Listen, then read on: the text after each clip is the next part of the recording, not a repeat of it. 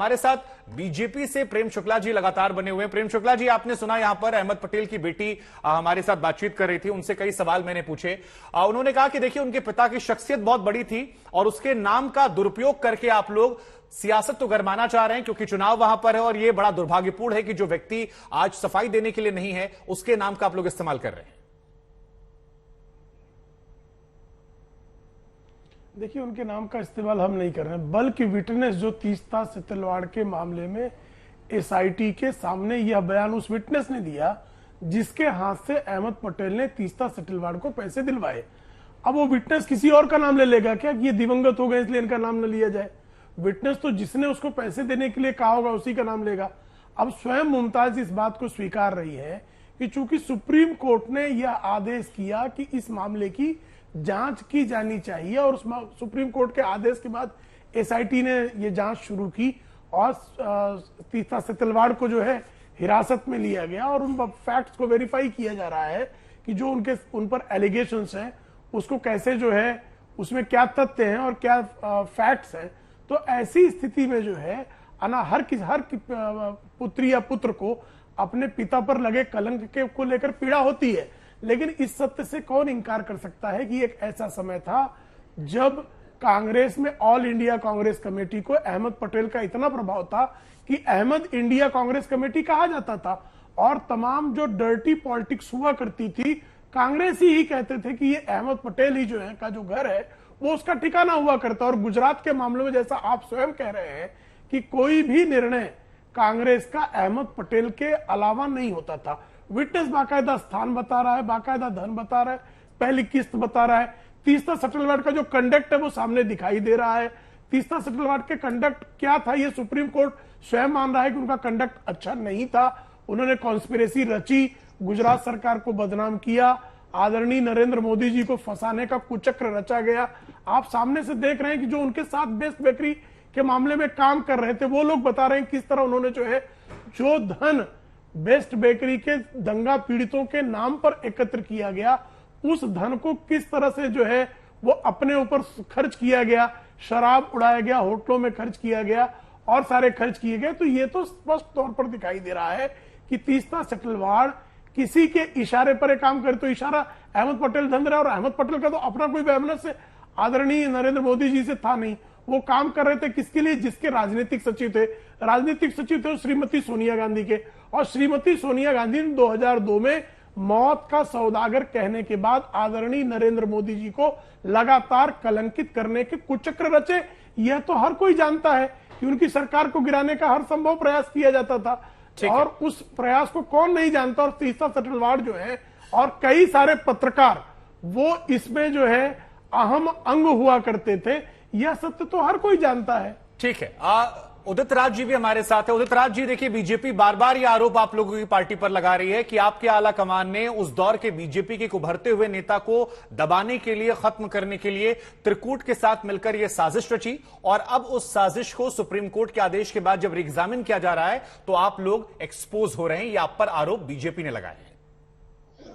अरे भाई, जो पार्टी मध्य प्रदेश में सरकार गिरवा चुकी है और कर्नाटक में गिरवाया, अभी 100 करोड़ का सौदेबाजी हुई, शिवसेना की सरकार गिरवाई गई, वो उस पर चर्चा होना चाहिए कि जो सरकार गिरी ही नहीं गुजरात की और जो आदमी का नाम लिया जाए वो है ही नहीं।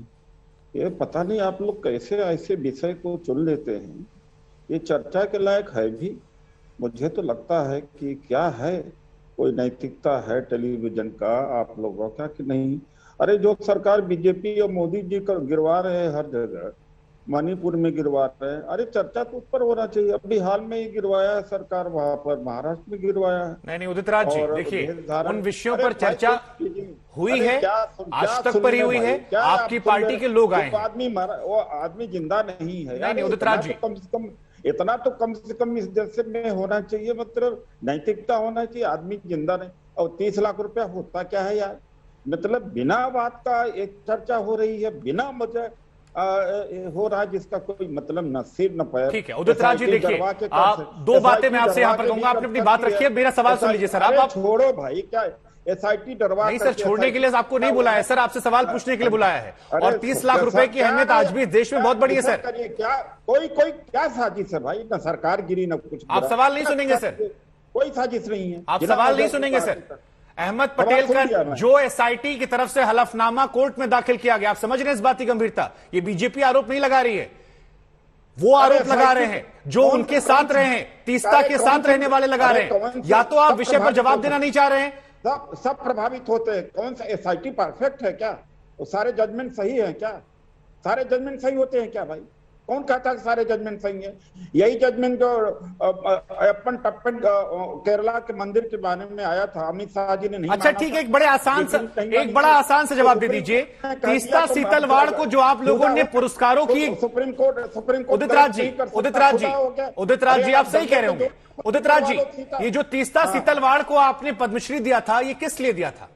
अरे पद्मश्री नहीं, इससे बड़ा देना चाहिए। उसने बड़ी लड़ाइयां लड़ी है, उसके क्यों नहीं लड़ना चाहिए? किस बात के लिए? तमाम लड़ाइयां लड़ी ह्यूमन राइट को, उसका तो वो तो ज्यादा डिजर्व करती है। उसको तो राज्यसभा नहीं भेजा गया, बल्कि उसको मिनिस्टर या पद्म भूषण देना चाहिए था। अरे हाँ, नालायकों को मिलता, वो तो लड़ाई लड़ी है उसने। नहीं तो जो उन लोगों की लड़ाई जो आज ये आरोप लगा रहे हैं कि देखिए इस महिला ने हमारे पैसे खा लिए, हमारे नाम पर फंड जमा करके उसको खत्म कर दिया। आज वक्त है भैया, वक्त है, जो भी कर लो। उदित राज जी, आप सवाल का जवाब दीजिए। देखिए आप दाएं बाएं ज्यादा बात कर रहे हैं। मैं आप मेरे सम्मानित मेहमान हैं, मैं आपसे फिर गुजारिश कर रहा हूं, आप मेरे सवाल का जवाब दीजिए।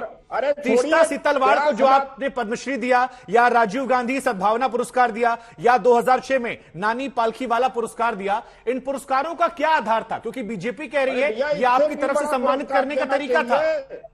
इससे भी बड़ा पुरस्कार देना चाहिए, उसने बड़ा काम किया है भाई।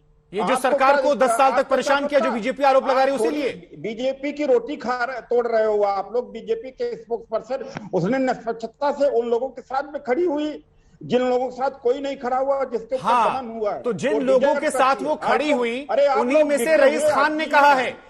जिन लोगों के साथ वो खड़ी थी, उन्हीं लोग कह रहे हैं सर, मैं नहीं कह रहा हूं, जो लोगों के साथ वो खड़ी थी वही लोग कह रहे हैं कि हमारे नाम पर जो चंदा इकट्ठा किया गया उसको उन्होंने गलत इस्तेमाल किया, लोगों में बांटा नहीं। आपने डरवा लिया। 100 करोड़ जब देकर के MLA खरीदते हैं आप लोग, ये लोग खरीदते हैं, तो 50 करोड़ ने इनको देकर खरीद लिया होगा।